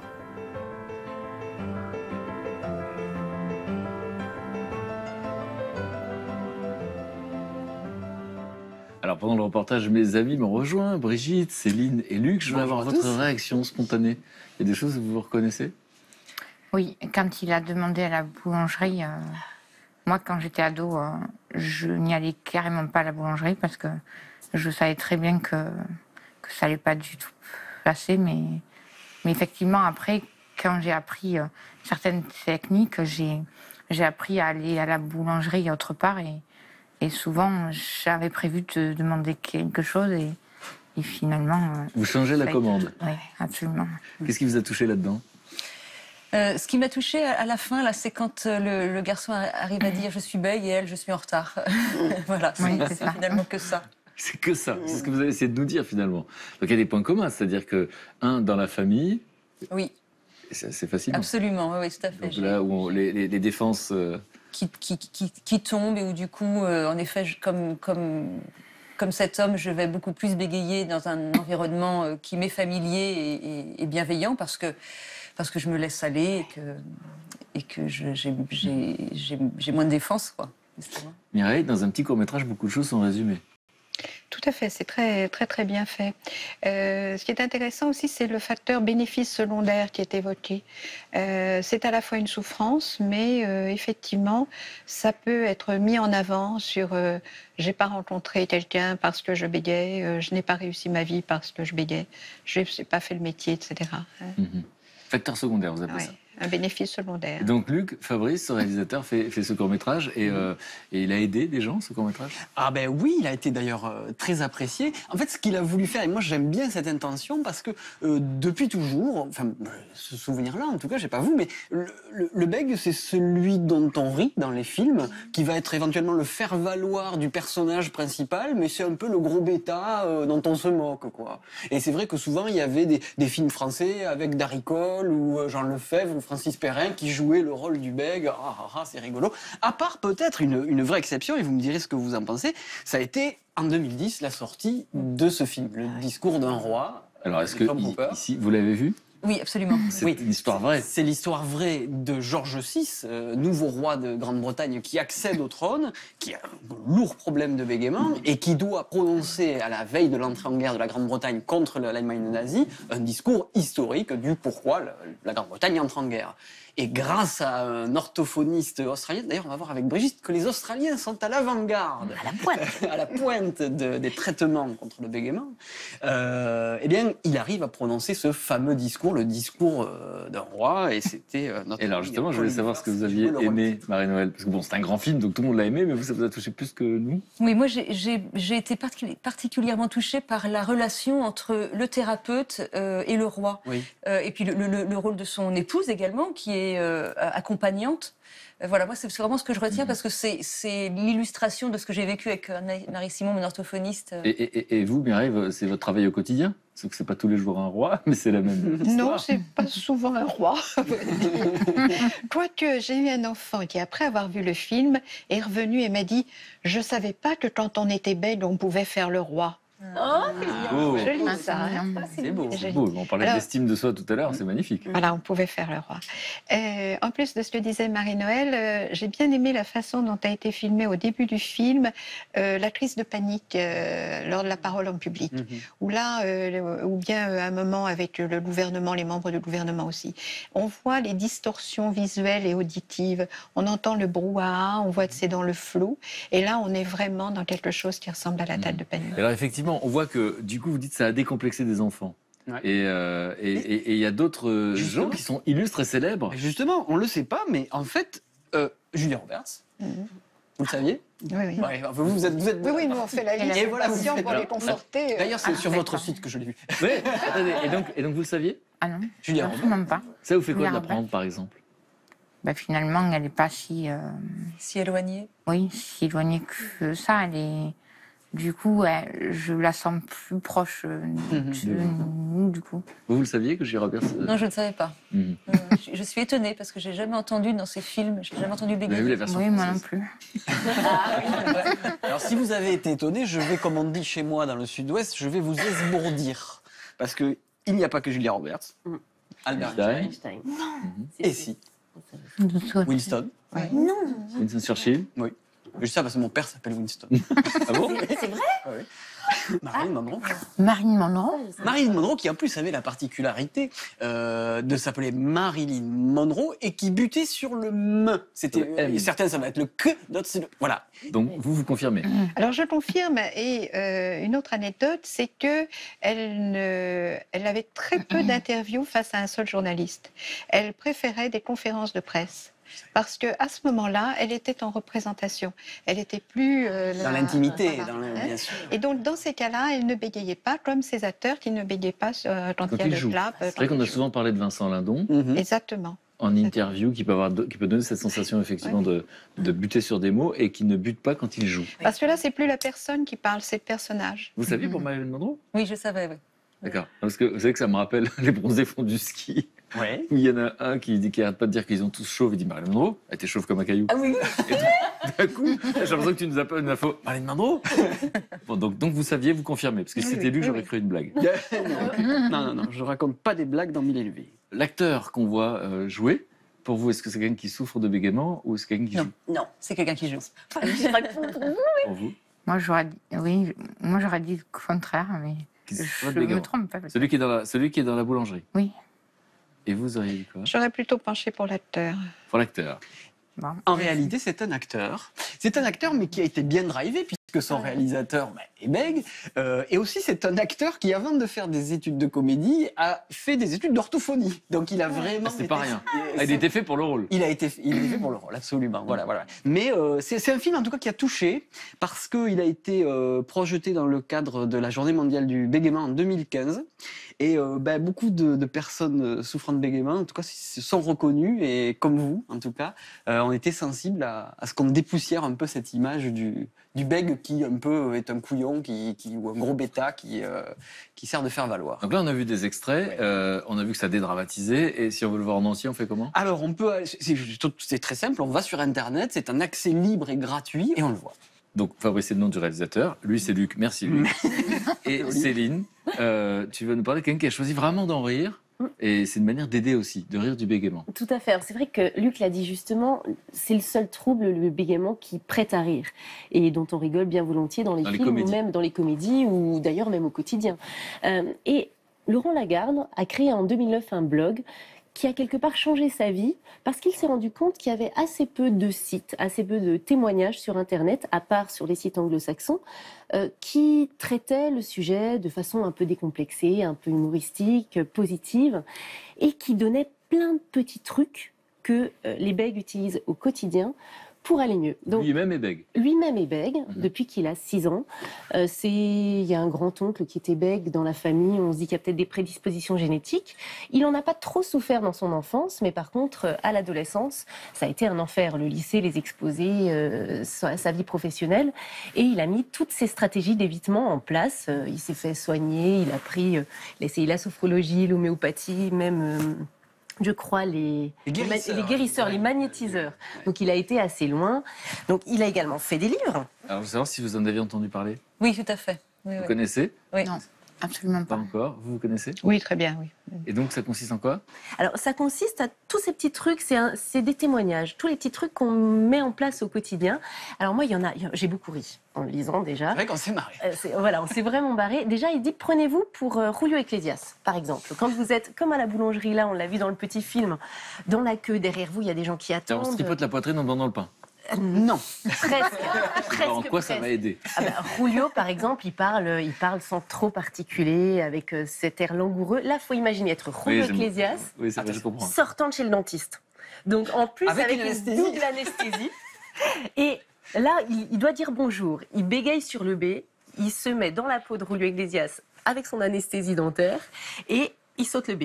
Bonjour, voilà, tout ça. Je crois que tu le fais beaucoup. Julio. Voilà. Bonjour. Ça, c'est Julio.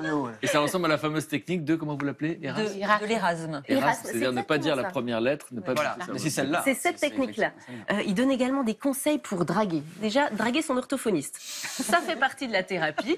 Est-ce que c'est pas une technique inventée par une orthophoniste célibataire? Il n'a pas voulu me répondre. Je lui ai demandé combien d'orthophonistes il avait dragué. Il m'a dit Joker. Mais il vit avec un orthophoniste? Non, mais ça fait partie de la thérapie. Il dit voilà, en orthophonie, pendant votre séance, draguez votre orthophoniste. Et puis du coup, on sait qu'elle est bienveillante parce qu'elle est là pour nous aider. Exactement. C'est pour éviter le fameux rejet du moment de la drague. C'est ça. Et puis, qu'est-ce qu'il a? Draguer toutes les filles qui vous plaisent pas. Attendez, on va voir si vous comprenez pourquoi il dit ça. Pour pas se mettre la pression, je pense justement. C'est ça. Lui, avant ses 40 ans, avant qu'il prenne conscience de ça et qu'il dédramatise, qu'il relâche la pression finalement, ce qu'il dit justement, c'est que on n'est pas responsable de son bégaiement, mais on est responsable de ce qu'on en fait, de l'acceptation qu'on a de son bégaiement.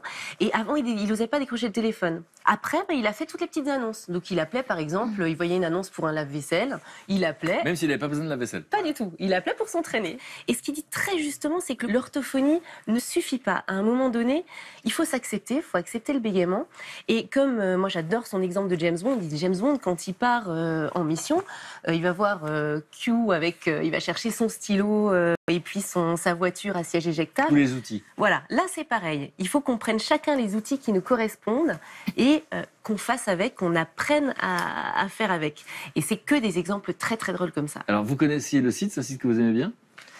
Je le connais, mais je n'y suis jamais allée. Ah d'accord. Ouais. Et puis je le connais par ailleurs parce qu'il est membre de l'association Parole Bégaiement, donc on se croise à des journées mondiales. Mais du coup, ce genre de démarche-là, ça vous parle? L'idée finalement d'utiliser des techniques qui visiblement existent en thérapie comportementale, mais d'en faire quelque chose de gaguesque en disant je drague les filles qui me plaisent pas, j'appelle des petites annonces d'objets qui ne m'intéressent pas pour s'enlever la pression. Je trouve que c'est un excellent entraînement avec beaucoup d'humour et de dérision. Voilà, je trouve ça super, ce titre-là. Est-ce que vous allez y aller sur le site? Oui, au moins je vais aller voir. Draguer tous les gens qui ne nous plaisent pas, c'est cool. Oui, je trouve ça un peu étrange comme... Je confirme. Parce que si ça marche, alors là, on est bien embêté. C'est une autre situation, il faut aller voir un autre psy. C'est ça. Mireille, vous trouvez que c'est bien, que ça peut être bien comme ça d'appeler des gens Ah oui, moi je le conseillais. Ah oui? Oui, tout à fait. C'est quoi, de draguer les gens qu'on n'aime pas? Non, ça j'ai jamais osé. J'ai jamais pensé même. Ni de draguer son thérapeute, ça j'ai jamais pensé. On a décidé de vous croire. Mais par contre, effectivement, d'appeler pour des petites annonces, oui. Ou d'appeler divers restaurants demandant si une table était libre. Oui, ça oui. Donc ça fait partie de ce qu'on appelle les thérapies comportementales. Exactement, c'est l'exposition.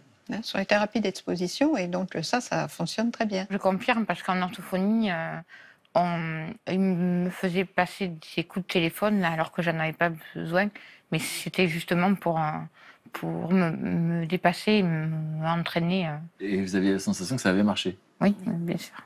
Ok. Et il y a justement plein de conseils pour les parents, il y a des conseils, c'est vraiment un blog et des livres qui s'adressent à toute la famille, à toutes les personnes qui entourent et qui encadrent. Donc c'est vraiment un outil de plus pour aller à la rencontre d'eux. Tout à fait. Il y a d'autres blogs qui existent, mais moi j'aime particulièrement celui de Laurent parce que, en plus, il traduit des articles qui sont en langue anglaise et auxquels on n'a pas forcément accès, soit une personne qui bégaye ou un thérapeute ou un parent. Alors justement, vous allez me dire quelle relation vous avez avec le reste du monde, avec les thérapies qui peuvent exister à l'étranger, parce que je crois que Brigitte nous emmène en Australie. Pourquoi en Australie? Eh bien voilà, parce qu'en France, dans les écoles d'orthophonie, on ne traite pas, enfin on ne parle pas du traitement du bégaiement. Toujours aujourd'hui, Mireille? Non, on a quand même des heures de formation dans les écoles d'orthophonie et ça varie d'ailleurs selon les écoles. Mais c'est vrai qu'à côté, je crois qu'aux États-Unis, ça doit être 240 heures pour être formé. Et en France, dans les écoles d'orthophonie, je ne veux pas dire de sottises, mais ça n'excède pas 20 heures. Oui, d'accord. Donc on est quand même à la traîne. Ah oui, effectivement. Peut-être un peu plus aujourd'hui, mais c'est. Et ça explique qu'on puisse rencontrer des gens non spécialistes qui disent ce genre de phrase à une enfant de 11 ans. Non mais, il n'y a rien à faire, tu bégayeras toute ta vie. Une sorte de condamnation. C'est justement parce qu'on ne connaît pas le sujet. Alors justement, Véronique Aumont-Boucan, qui est orthophoniste et vice-présidente de l'association Parole Bégaiement. Donc elle est française? Elle est française, elle soignait des bègues et elle trouvait pas de solution vraiment robante. Donc elle est partie, elle a décidé de partir à l'étranger. Alors elle est partie en Australie et au Canada pour se former à de nouvelles méthodes. Alors elle a découvert 2 méthodes, elle est revenue avec en 2012, c'est la méthode Lipcomb, voilà, qui s'adresse aux enfants, et la méthode Camperdown qui s'adresse aux ados et aux adultes. La méthode Lipcomb, ce sont les parents qui sont chargés d'aider leurs enfants. Alors, une orthophoniste explique aux parents, coach les parents, leur explique comment faire, et les parents mesurent chaque jour, chez eux, la fluidité de parole de leur enfant. Alors, pour cela, ils ont une grille de 0 à 4 à peu près. Bon, ben, c'est pas trop un bégaiement qui n'est pas grave. Entre 4 et 6, c'est déjà un peu plus gênant. Et à partir de 7 jusqu'à 9, là, c'est sévère. Et la deuxième chose, c'est qu'ils doivent, tous les jours, pendant au moins un quart d'heure, parler à leur enfant et évaluer la fluidité de leurs paroles. Alors c'est simple, quand il parle, l'enfant parle, on le félicite, de façon à les encourager. On l'encourage. On l'encourage. C'est le contraire de ce que vous avez vécu. Absolument, c'est ce à quoi j'étais en train de penser, puisque vous dans mon encouragez pas. Dans ma famille, etc., j'avais aucun soutien, donc... C'était pas des félicitations, c'était le contraire. Oui, c'était tout le contraire. Mireille, vous connaissez cette méthode-là? Oui, ce qui me paraît intéressant dans cette méthode, c'est la relation parent-enfant, comme ça, un petit quart d'heure privilégié. Le fait aussi qu'on va signaler par un petit mot gentil les accros dans la parole, mais on va aussi beaucoup valoriser ce qui est positif. Alors qu'en France et ailleurs, on a quand même tendance à partir de ce qui ne va pas, au lieu de partir du moment où la parole est bonne. Voilà. Ça, c'est déjà toutes nos maîtresses d'école, tous les professeurs, ça commence par ça. Donc, c'est ça qui me semble tout à fait intéressant. Par contre, je pense que c'est vraiment à déconseiller avec certains types de parents. Alors, on va choisir le thérapeute va choisir le parent qui paraît le plus adapté à la situation. C'est quoi les types de parents à qui il faut déconseiller? Mais il y a des parents qui sont ou très blessés et qui donc vont surveiller leur petit mouflet comme le lait sur le feu et vont avoir un langage corporel, par exemple, qui ne va pas être, voilà, qui dit le contraire, traduit de l'impatience peut-être, qui traduit de l'impatience ou de la douleur. Bon, et donc je pense que le thérapeute qui propose cette méthode doit bien repérer à qui il a affaire. Il ne faut pas que les parents accentuent la pression. Avec un test quotidien permanent. Parce qu'on est quand même, on ramène l'enfant sur sa difficulté de parole au lieu de faire, comme on a dit tout à l'heure, de s'épanouir globalement, etc. En tout cas, on retient la bienveillance à la maison. Le bémol que je mettrais à et les encouragements. Et voilà. Et une autre méthode? Il faut qu'ils s'amusent, les enfants, quand même. Voilà, c'est important. C'est autour d'un jeu, généralement. Voilà, exactement. Voilà. Et quand même, il y a quand même des bons résultats, parce qu'au bout de 4 mois, il y a 50% des enfants qui ne bégaient plus. Ouais. Et au bout de 6 mois, environ 90% des enfants le problème est réglé. Ouais, bon résultat quand même. Alors, une petite chose aussi, c'est qu'il faut commencer les traitements entre 3 et 5 ans. C'est parce que le cerveau la plasticité du cerveau est plus importante. C'est-à-dire que toute prise en charge avant 7 ans, 7-8 ans, a plus de chances de réussir parce qu'il y a justement, le système n'est pas encore à maturité. Et donc, on a plus de chances d'intervenir positivement à cet âge-là. Bon, il faut savoir aussi que entre 5 et 6 ans, ou 4 ans et 5 ans plutôt, on a beaucoup de bégaiements qui disparaissent spontanément aussi. Oui, sans aussi. qu'on y fasse rien, hein. J'ai connu ça avec mon fils aîné. C'est vrai? Oui. C'est arrivé et c'est... Ah, c'est arrivé, il a eu un petit frère, il s'est mis à bégayer. Voilà. Ah bah. Et puis on est allé voir une orthophoniste, il dit voilà, t'as eu un petit frère, voilà, une seule séance, à la fin, c'est tout reparti. Ah, mais c'était magique. Il y avait un stress, il y avait quelque chose qui avait fait rupture dans son confort. Exactement. Et, il avait 4 ans. Quoi. Voilà. Et pour les adultes alors en Alors, pour Australie, on les fait quoi? adultes, il y a le programme Camperdown. Alors là, c'est différent parce que souvent, les bègues parlent plus vite que ce qu'ils peuvent effectivement faire. Je ne sais pas si c'est clair ce que je dis. Si. D'accord. Vas-y, Bon, tu as été validé. alors ça va. Poursuivez. Alors, l'idée, c'est que de leur faire ralentir le flot de paroles. Ensuite, il faut allonger les voyelles parce que ça bloque. Vous me dites hein, si je dis une bêtise. Voilà, moi je suis complètement dedans. Tout ce que vous avez dit, c'est ce que je fais moi depuis le départ. Donc voilà, je suis en pleine. C'est ce qui vous a permis de faire l'émission, par exemple. Voilà. Et là, quand on se parle, vous y pensez constamment? C'est quelque chose auquel vous pensez constamment quand vous parlez? Non, aujourd'hui, par exemple, l'allongement de syllabes, c'est devenu automatique. Je n'y pense même plus maintenant. D'accord. Et donc cette méthode australienne pour les adultes, vous la connaissez? Oui, ce sont des outils de motricité plus fluente. L'allongement, on l'a dit, et vous en êtes la preuve, ça peut fonctionner.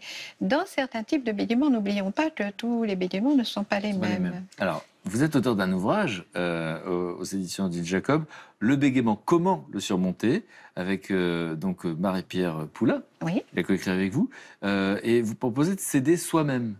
Donc, vous nous avez dit tout à l'heure que c'est important d'aller consulter, mais c'est un premier pied, c'est ça Oui, c'est-à-dire que quand Marie-Pierre et moi, on a eu envie, enfin on a été sollicités pour écrire ce livre, ce qui nous a intéressés, c'était de s'adresser à des gens qui étaient dans des régions où il n'y avait pas de spécialistes du bégaiement, d'une part, ou bien des gens qui n'osaient pas aller vers un thérapeute. Et donc, ça pouvait être un premier défrichage.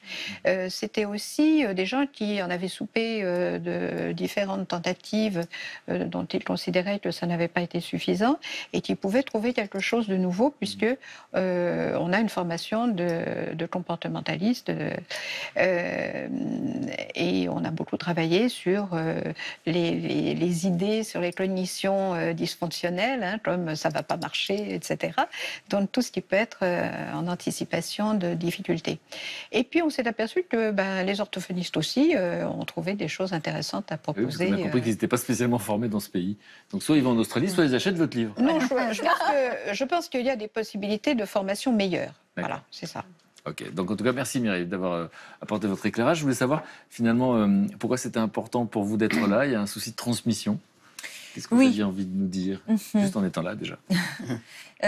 Ce qui est important pour moi, c'est que les personnes qui bégayent puissent oser pousser la porte d'une orthophoniste qui spécialisée dans la prise en charge du bégaiement. Parce que on peut le surmonter, on peut vivre avec et vivre plutôt agréablement avec. Et on peut le laisser à sa juste place et pas lui faire prendre toute sa vie. Voilà, donc si j'ai un message, c'est ça, oser. Bon, et puis vous êtes amoureuse, vous n'avez pas à draguer les gens qui ne vous plaisent pas. Je retiens là. Et vous, qu'est-ce qui est important pour vous? Qu'est-ce que vous aimeriez qu'on retienne de votre témoignage? Effectivement... Parce que parler à la télévision, alors vous qui aviez la sensation que c'était compliqué pour vous de vous exprimer, c'est une grande victoire. Oui, je suis très fière et très contente de l'avoir fait, justement. Et c'est vrai que malheureusement, il y a beaucoup de jeunes filles qui ont un bégaiement, mais qui ne savent pas quoi faire, qui ne savent pas où aller, qui subissent des moqueries sans arrêt. Et, c'est vrai que l'entourage, ils n'ont pas trop de patience à les écouter ou à attendre qu'ils vont parler. Et c'est vraiment très dur pour la personne qui bégaye, justement. En tout cas, merci de votre honnêteté. Merci de votre authenticité aux uns et aux autres. Merci sincèrement. Merci les camarades. Merci. Et merci à vous pour votre fidélité. On se retrouve très bientôt sur France 2. Si vous aimez les belles rencontres, jeudi vous serez touchés par les témoignages de Françoise et Evelyne, deux femmes dont l'enfance a été marquée par la violence, celle de leur père à l'encontre de leur mère. À 65 ans, Françoise garde au fond d'elle un souvenir douloureux. Pendant de nombreuses années, elle a vu sa mère se faire battre par son père. Depuis, malgré la colère sourde qu'elle contient au fond d'elle, elle a réussi à avancer. Evelyne a aujourd'hui 71 ans et c'est à 7 ans que les murs de son monde se sont effrités à tout jamais. Ce jour-là, sous ses yeux, son père a commis l'irréparable. Mon père était quelqu'un de rustre. Il prenait maman, il la battait, il la traînait par terre par les cheveux. J'avais 7 ans à l'époque. Mon père a tué maman avec un petit couteau de boucher. Je hurlais. Si j'avais pas réussi à ouvrir la porte de l'appartement, je me demande si mon père m'aurait pas tué aussi. Mon père, c'était quelqu'un d'extrêmement intelligent, de très cultivé. Mais ma mère avait toujours peur de lui. Je voulais la sauver. C'était mon but. Mais comment ?